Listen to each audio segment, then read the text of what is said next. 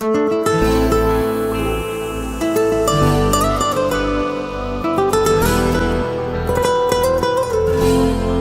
sana karışan her yerde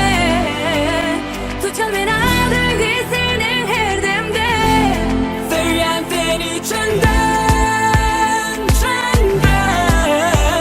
Sevip bilmem rüzgarın gücü senden Men senden başka yok alacım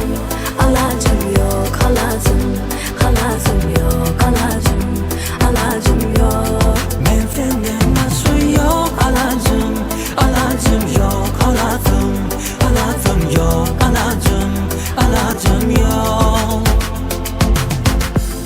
Sevden yürü alınan ne Yoğundan dermanı derisi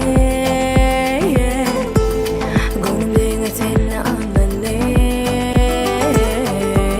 Sütçü yalanların bari Ben sana karışan her yerde Tutacağım ben adını senin her demde Söyleyen seni içinden Söyüp bilmem rüzgarı geçip senden Men senden başka yok alacım Alacım yok alacım Alacım yok alacım Alacım yok Ben senden başka yok alacım Alacım yok alacım Alacım yok alacım Alacım yok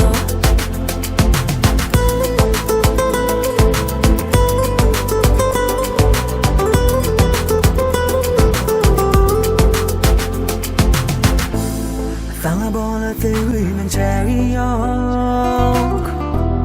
Onu hiç tatmin yapılmaz